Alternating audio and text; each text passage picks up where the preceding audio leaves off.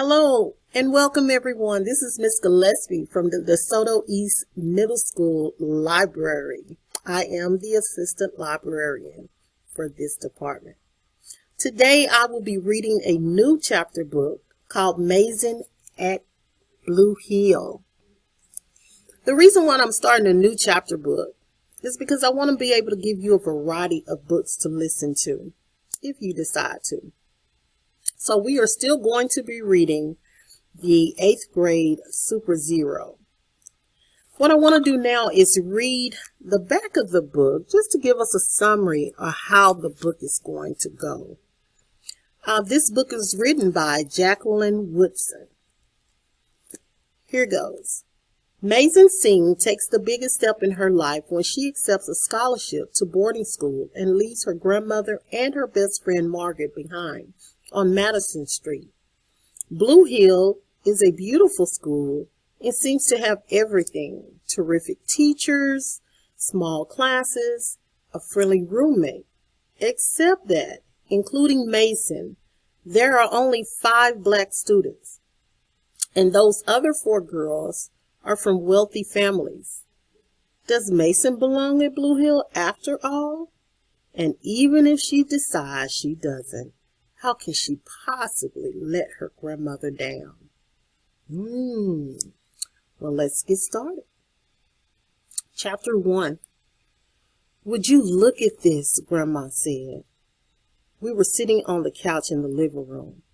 Mr. Parsons from the Blue Hill School sat across from us, smiling.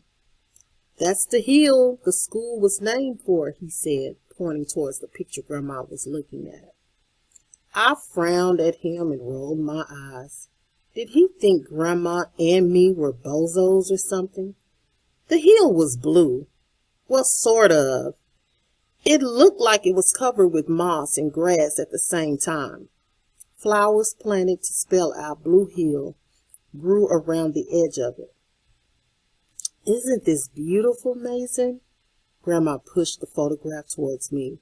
There were a stack of them on her lap, and we had been looking at them all morning. Mr. Parsons was full of pictures and pamphlets and information about Blue Hill. All I wanted was to stay on Madison Street with my best friend Margaret, to go to PS 102 instead of some school in Connecticut. I had plans for the fall. I was going to find out where our neighbor, Miss Dale, special powers came from, and if there was a tiny chance that she might be planning on passing them on to me. You're going to love it, Mason, Grandma said. Mr. Parsons smiled and nodded. You don't even know me, man, I wanted to say to him. How would you know what I'm going to like? It looks nice, Grandma, I said instead, because I knew all summer long Grandma had been bragging to people about me going to Blue Hill. Are there other black girls there, Mr. Parsons? Mr. Parsons blinked. Yes, Mason. Of course there are other black girls. Then how come there aren't any in any of these pictures? We must have looked at 100 of them. And how come there aren't any in this? I waved the catalog at him. The catalog needs to be updated, Mason, he said slowly. We're looking on doing this year. Blue Hill is actually somewhat behind other schools. In a way. Mr. Parsons cleared his throat before continuing. While we have small classes with caring teachers and some of the best athletic equipment, we're still working on being more inclusive, being in more minorities and students who financially wouldn't be able to have a boarding school experience if it weren't for scholarship. I listened to him drone on for a while. I hated the word minorities. I mean, who decides who becomes a minority? Personally, I don't consider myself less than anyone. When Mr. Parsons got to the part in his speech about the great founders of Blue Hill, I tuned him out. It was a trick I had. I could make a person disappear just by not listening to him. I wished I could take the whole trip there, Grandma was saying when I tuned back in. You can't, Grandma. Your legs. Grandma had been having troubles with her legs all summer, even though the doctor said it was nothing to worry about. He had warned her that she shouldn't walk for distances and shouldn't take long rides. Blue Hill was 3 hours away by train, and plus you promised that if I went there, I could take the train up most of the way by myself. You promised. Grandma sighed and put her hand up. I know, Maizon. You're a big girl now. Don't worry, I won't go back on my word. Mr. Parson rose and Grandma handed him the stack of pictures. The board was really impressed with your interview, Maizon, he said. They think you'll be an asset to Blue Hill. I nodded. It had been so long. I'd nearly forgotten the day Grandma took me to Queens to meet with the group of teachers from Blue Hill. They seemed nice enough. Teachers were teachers. They were always asking you questions and then acting surprised because they knew the right answers. You knew the right answers. The Blue Hill people asked questions like all the others, opening their eyes wide when I answered them correctly, shaking their head like they were disappointed in me when I didn't. I got up and looked at the door behind Mr. Parsons, then came back to sit beside Grandma. She was knitting me a sweater. The collar would be black. Those were my favorite colors together. Black and red. If Blue Hill had black and red uniforms, I'd be there in a quick minute. But sixth graders, or lower school freshmen, as Mr. Parson called them, had to wear blue plaid skirts with white blouses and blue blazers. I hated plaid anything. Grandma rested her knitting in her lap and pulled me closer to her. Maizon, she said softly, I know you think I'm evil for sending you away. I swallowed. Evil is not the word I would have used. But Grandma continued, you have to understand that going away is going to make you a different person. I don't want to be different. Shh, Maizon, Grandma said softly. Let me explain. Everybody wants a safe place. For me, it was Colorado on the reservation. But if I wanted to grow, I had to leave. Madison Street is your safe place. But if you stay here too long, you'll begin to think that this is all there is to life. And I want you to see that there is more. That there are other people who have lives that are different from lives you know here. I want you to experience difference. Maizon, you were the only girl in Brooklyn to pass the exam for Blue Hill. The only one. Don't you understand what that means? It means this is a chance for you to learn beyond the boundaries of Brooklyn. Outside of New York City. There is more than this, Maizon. There's a whole world. You need to see that. And the only way to do so is to leave. This is a beginning for you. I think you're ready. Beyond the boundaries of Brooklyn. Margaret and I had never stepped a step outside of Brooklyn.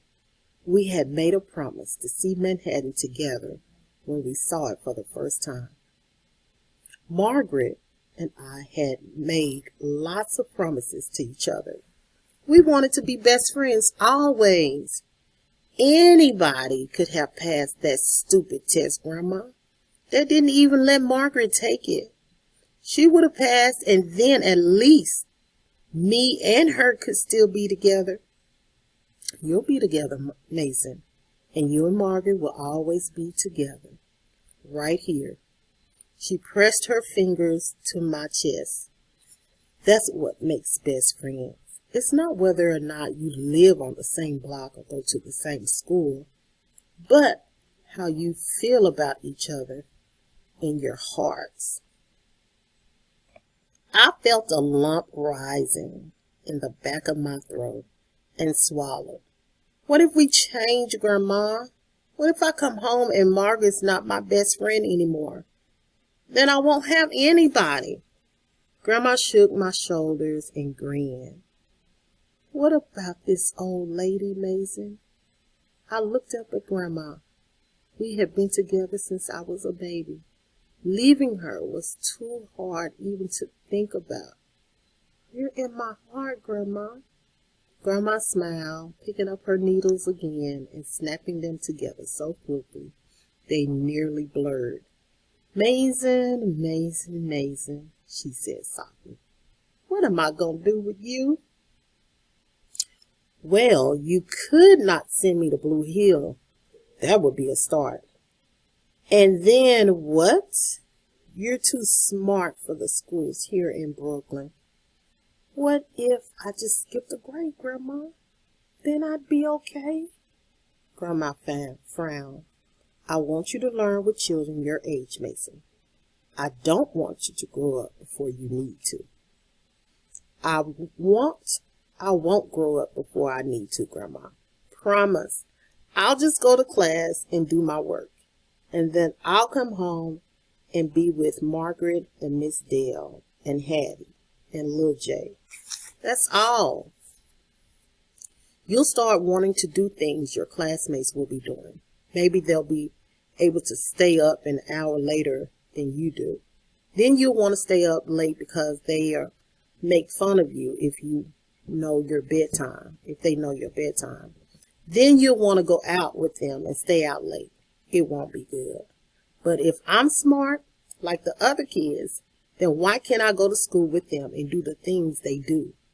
I pressed my hands together in my lap to keep me from getting mad. Grandma was stubborn. She said that's where I got it from. You grow up faster than you need to, Maizon. And trust me, you'll be dragging your feet too slow, growing up and down. I got up and walked over to the window.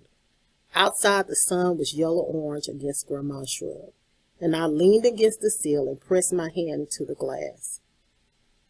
Grandma had made me the shorts set I was wearing. The top was blue and red striped, and the shorts were blue, with only a little bit of red around the pockets. At Blue Hill, I wouldn't be able to wear shorts sets Grandma made me. I wouldn't be able to sit beside her on the couch and argue with her while she knitted. At Blue Hill, I knew I wouldn't be able to do anything. The lump was in the back of my throat, and I didn't swallow this time. And soon tears were pushing against the back of my eyes. It had been decided. Well, everyone, that was chapter 1, and we'll start on chapter 2 next time. But just think about the book we just read and how you think you would feel if you were Maizon, leaving to go to a place where you probably feel like the girls are going to be bougie and you don't have the things that they have. How would that make you feel?